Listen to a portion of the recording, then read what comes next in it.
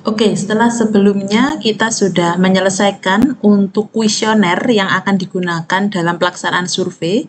Selanjutnya ada menu form survei.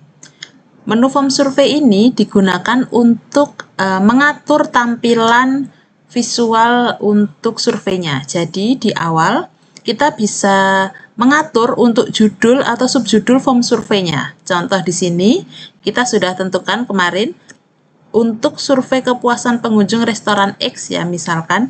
Nah, di sini untuk judulnya ini apakah perlu kita ganti atau tidak bisa diedit di menu form survei. Jadi judul ini nantinya akan tampil di laporan juga. Kalau ini sudah sesuai bisa kita lewati. Menu kedua ada banner. Nah, di sini sudah ada template banner yang kita sediakan. Misalkan nanti dari Bapak Ibu ada desain tersendiri, misalkan ingin dibuat penyesuaian tulisannya atau mungkin ditambah logo dari perusahaan atau logo instansi atau logo daerah dan lain sebagainya. Nah, nanti Bapak Ibu bisa upload sendiri banner surveinya dengan melihat ketentuan di mana ukuran dari bannernya adalah 1920 kali 465 pixel. Nah, nanti Bapak Ibu bisa sesuaikan. Kemudian untuk upload bannernya bisa di sini, bisa klik, dicari filenya, silakan diupload. Untuk formatnya JPEG atau PNG. Untuk ukuran maksimalnya adalah 1 MB. Nah, nanti kalau sudah bisa diupload bannernya, nanti otomatis akan tampil. Oke, selanjutnya ada kata pembuka. Nah, di sini kata pembuka ini Bapak Ibu bisa gunakan untuk memberikan misalkan salam pembuka dulu. Jadi sebelum responden mengisi survei, kita bisa tambahkan kalimat-kalimat pembuka. Nah, di sini kita buatkan template-nya. Misalkan dari Bapak Ibu kurang sesuai atau ingin dirubah atau mungkin ditambahkan misalkan. Jika ada kendala dalam pengisian survei, hubungi nomor berikut. Nah, seperti itu juga bisa. Nanti tinggal Bapak Ibu sesuaikan, kemudian jangan lupa disimpan perubahannya. Selanjutnya ada form saran. Nah, di sini untuk default aplikasinya, form saran ini adalah wajib, jadi ada. Nah, misalkan Bapak Ibu tidak ingin menanyakan saran kepada responden, ini bisa dipilih tidak, seperti itu.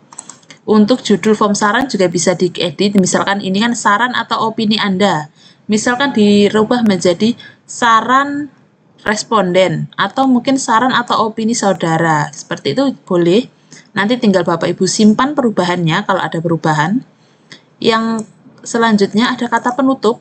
Kata penutup ini sama, jadi kalau tadi ada kata pembuka saat mengawali survei, kalau ini adalah ucapan terima kasih setelah responden selesai mengisi survei. Nah, ini juga bisa Bapak Ibu edit sesuaikan dengan kebutuhan. Menu selanjutnya adalah menu desain session form survei. Di sini jika kita klik, di dalamnya kita akan diberikan pilihan. Jadi misalkan Bapak Ibu ingin mengatur, misalkan nanti responden setelah mengisi T1 misalkan ya, atau setelah mengisi unsur kedua, dia akan bisa langsung lompat atau langsung beralih ke pertanyaan yang mana, itu bisa disetting di menu ini, desain form survei ini. Jadi contoh saja saya berikan misalkan U1 ini ya, setelah orang mengisi U1, di sini kita lakukan pecah sesi dulu. Jadi biar dia nanti bisa terpisah antar halamannya agar tergambar. Seperti ini saya coba. Kita pisah. Kemudian di sini untuk U1 apabila mereka menjawab sangat tidak puas, ini kita bisa pilih dia mau lanjut ke sesi yang mana. Apakah langsung ke kualitatif atau pertanyaan NPS atau saran atau langsung tutup survei. Nah, di sini nanti bisa Bapak Ibu gunakan misalkan di awal, di pertanyaan awal itu misalkan ada pembagian apakah pendaftaran misalkan ya, contoh aja kalau di dinas, apakah pendaftarannya melalui online atau offline seperti itu. Nah, nanti kalau online nanti bisa Bapak Ibu setting dia berarti masuk ke pertanyaan mana saja yang kaitannya dengan survei online, yang terkait dengan online. Atau kalau dengan datang langsung atau offline, mungkin pertanyaannya beda dengan sistem online. Nah, nanti orang yang menjawab offline bisa diarahkan untuk ke pertanyaan yang offline, seperti itu. Jadi ini bisa disetting. Misalkan nanti kita hanya pilih orang yang menjawab sangat tidak puas dan tidak puas saja, yang lanjut ke sesi misalkan ke kualitatif. Nah, ini bisa kita setting seperti ini. Tapi orang yang menjawab puas nanti lanjut ke sesi berikutnya atau unsur ke T1 dulu baru U2. Nah, itu bisa. Jadi di sini nanti bisa membantu Bapak Ibu apabila ada pertanyaan yang sifatnya dia itu ingin dipecah sesi untuk membedakan apakah dia responden tadi contohnya dengan pendaftaran online atau offline. Barangkali untuk pertanyaannya berbeda. Seperti itu. Jadi, untuk menu ini nanti setelah disetting jangan lupa untuk klik simpan. Di sini untuk tingkat kepentingan, ini juga bisa tadi selain pertanyaan unsur, ada pertanyaan tingkat kepentingan dan pertanyaan kualitatif. Karena tadi di aplikasi kita atau survei yang kita buat ini tidak ada pertanyaan kepentingan, maka ini nanti tidak aktif. Yang pertanyaan kualitatif ini bisa disetting seperti itu. Nah, jadi itu Bapak Ibu. Jika semuanya sudah sesuai, tidak ada perubahan, kita bisa lanjut ke menu selanjutnya. Kalau kuesioner sudah dijelaskan di part sebelumnya, di sini ada anomali survei.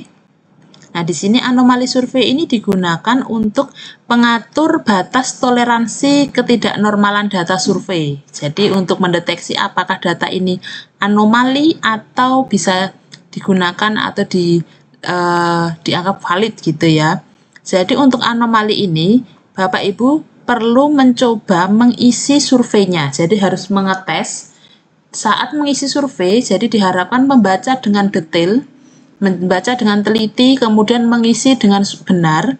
Jadi nanti agar diketahui estimasi waktu yang diperlukan dalam pengisian itu berapa lama. Misalkan dalam pengisiannya itu hanya butuh waktu 2 menit. Nah, ini Bapak Ibu bisa sesuaikan di sini.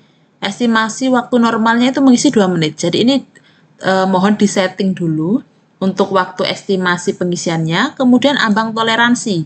Nah, ambang toleransi di sini itu kita bisa masukkan untuk toleransi yang kita berikan itu dalam kecepatan pengisiannya itu berapa persen yang kita bisa berikan toleransi. Misalkan di sini 30% ya. 30% itu berarti dikalkulasi ini langsung otomatis. Berarti batas waktu tercepat dalam mengisi itu adalah 1 menit, 4 detik. Jadi orang-orang yang mengisinya di 1,4 menit ini, mereka dianggap datanya masih normal atau masih valid.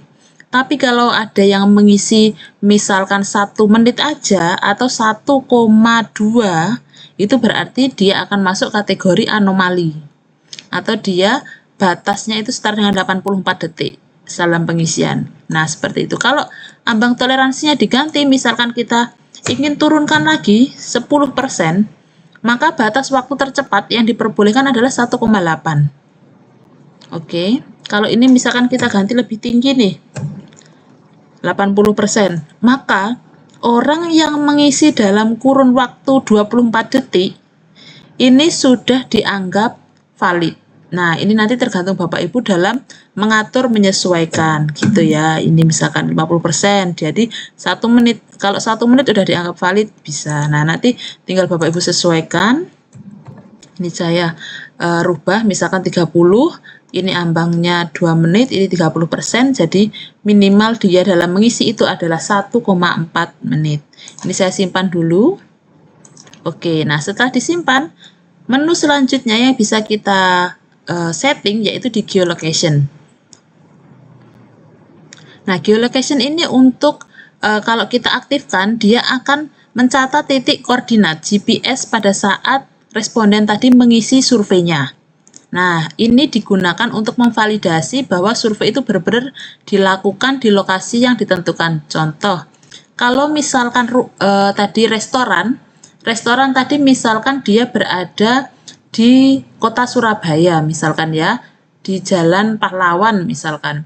Nah, kalau ini kita aktifkan geotek survei online-nya, jadi responden saat mengisi survei, mereka akan dapat pemberitahuan bahwa mereka harus mengaktifkan lokasi GPS-nya. Tapi kalau sudah aktif, maka dia langsung otomatis bisa mengisi. Nah, di sini kalau diaktifkan, kita bisa melihat apakah benar orang yang mengisi survei itu berada di restoran kita. Atau jangan-jangan nanti pengisiannya misalkan dia ternyata pengisiannya jauh, ternyata di luar pulau dan lain sebagainya. Karena mungkin bisa jadi karena mungkin dia setelah datang dari restoran, misalkan dia memang dari luar pulau baru mengisi survei, atau ternyata malah data itu tidak valid dalam artian ternyata link survei kita itu misalkan setelah orang mengisi, misalkan di share ke rekan-rekannya dan lain sebagainya, kemudian link itu akhirnya diterima oleh orang yang tidak pernah datang ke restoran kita juga, kemudian dia mencoba mengisi survei. Nah, kayak gitu, itu bisa juga dilakukan untuk deteksi. Jadi di mana responden itu mengisi survei kita. Atau kalau enggak ada geotek survei offline, nah ini juga bisa membantu kalau misalkan kita ini merekrut tenaga surveyor, seperti itu ya. Misalkan di contoh aja Bakes Bangpol, misalkan ya, saya contohkan yang lain, Bakes Bangpol, dia mau mensurvei misalkan indeks kerukunan. Nah, indeks kerukunan di Kota Surabaya gitu ya. Nah, apakah nanti si surveyor itu survei benar-benar di Kota Surabaya atau tidak? Jangan-jangan sudah spesifik ya, survei indeks kerukunan Kota Surabaya. Ternyata dia surveinya di Kabupaten Gresik. Nah, kan itu sudah nggak sesuai karena yang kita nilai adalah survei indeks kerukunan di Kota Surabaya, otomatis harus warga di Surabaya yang tinggal di Surabaya, seperti itu. Jadi geotek ini membantu Bapak Ibu untuk melihat apakah responden kita ini benar di lokasi yang kita tentukan atau di tempat yang memang kita ketahui bahwa itu memang benar dia responden kita, seperti itu. Jadi geotek location ini bisa diaktifkan atau tidak itu terserah, seperti itu. Kemudian selanjutnya setelah semuanya tadi sudah kita setting, kita bisa masuk ke link survei. Nah, di sini di link survei tadi kan kita sudah mencoba mengecek di form survei ya tampilannya. Nah, untuk tampilan realnya saat nanti responden untuk akan mengisi, jadi bisa kita masuk ke link survei.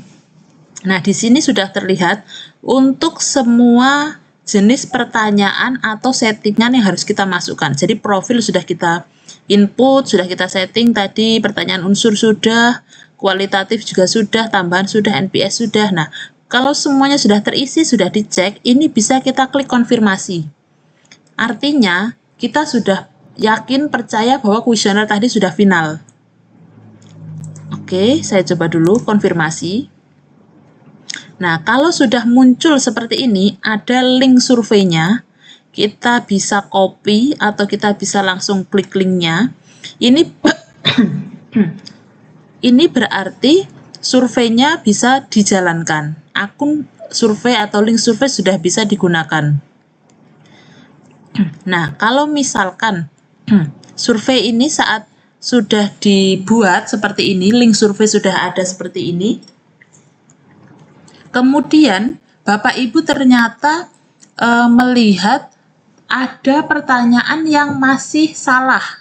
Misalkan ya, harus menambah pertanyaan atau mungkin menambah profil, kemudian harus mengedit dan lain sebagainya. Nah, Bapak Ibu bisa klik di sini yang paling bawah ini. Ini adalah mengubah susunan pertanyaan survei. Dengan nanti bisa Bapak Ibu perhatikan ya untuk note-note-nya ini. Jadi kalau sampai Bapak Ibu klik di sini, hapus data dan ubah kuesioner, maka data responden yang masuk akan hilang. Kalau ini tadi kan posisinya kita belum menyebarkan link itu ke responden ya, ini kita masih bisa hapus data dan ubah kuesioner. Tapi kalau survei itu sudah berjalan, sudah ada orang yang mengisi, mohon untuk link ini, untuk tombol ini jangan diklik kembali. Karena kalau ini sampai diklik, data tadi yang sudah masuk akan hilang, tidak ada backup sama sekali ya.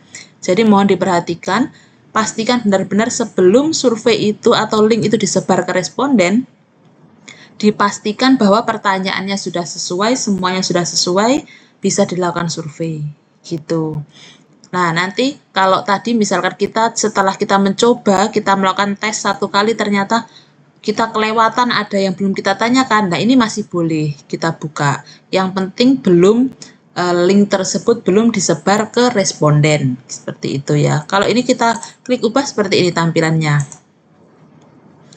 Nah, kita sudah ada peringatan, nanti bisa dilihat. Nah, kalau tampilannya seperti ini, kembali seperti ini, berarti kita bisa mengedit lagi. Kita bisa mengedit lagi kuesionernya, menghapus atau menambah pertanyaan. Tapi kalau tampilannya sudah seperti ini, nah maka link itu sudah dikunci, jadi sudah bisa digunakan untuk survei. Jadi mohon untuk yang ini tidak diklik lagi, terutama saat survei sudah berjalan. Oke, itu Bapak Ibu. Selanjutnya, tadi kalau kita di sini bisa menggunakan link, ada link survei, di sini juga ada QR code. Nah, QR code di sini nanti Bapak Ibu bisa sesuaikan. Misalkan Bapak Ibu cuma butuh QR code-nya aja, jadi bisa langsung di-download aja QR code-nya. Jadi tidak perlu misalkan sudah punya desain sendiri, mau ditempel di medsos, website, dan lain sebagainya, sudah punya desain, tinggal di-download QR code-nya. Atau misalkan menggunakan template kita, nah di sini misalkan ingin ubah judul bannernya gitu. Nah, judul bannernya misalkan kita mau tulis di sini itu, misalkan kita buat tadi ya, survei kepuasan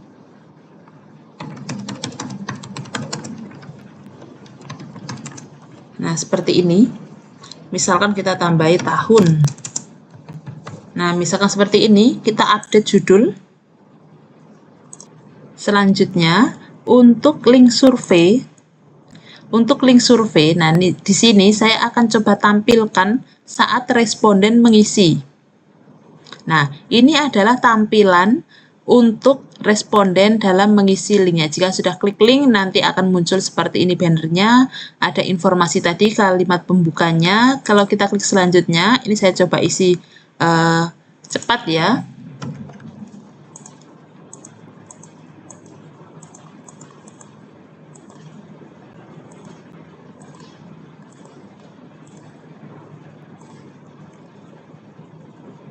Nah, jadi kalau di aplikasi kami, nanti yang menjawab sangat tidak puas atau tidak puas, dia bisa diminta menuliskan alasannya. Kenapa? Kenapa kok kita ngomong keberagaman menu yang ada di restoran ini, kita menganggapnya tidak puas. Misalkan menu hanya sedikit, gitu ya. Contoh saja. Ini, menu yang diharapkan tadi kan ante, kita kan sudah melihat. Nah, ini kalau kita mau pilih ini soto Betawi atau rawon atau kita lainnya nih, kita mau nulis lagi yang lain. Misalkan saya mau minta ada gado-gado misalkan. Nah, ini bisa kita tulis seperti ini. Saya lanjutkan sarana prasarana toilet, misalkan kalau puas, sangat puas, maka tidak diminta memberikan alasan. Nah, contoh aja, saya klik selanjutnya. Kemudian inovasi, ada live music misalkan. Selanjutnya, nah, seberapa mungkin kita merekomendasikan restoran ini ke orang lain? Misalkan kalau di sini saya pasti sangat merekomendasikan. Nah, misalkan di 9 gini ya. Nah, ini saran tadi, saran atau opini gitu ya. Misalkan saya ngomong menambah variasi menu gitu. Contoh, saya kirim survei. Nah, di sini sudah ada tanda survei berhasil dan ini adalah kalimat penutupnya. Jadi seperti itu untuk pengisiannya. Untuk penjelasan lebih lanjut terkait menu-menu yang ada di aplikasi skp.surveiku.com akan saya lanjutkan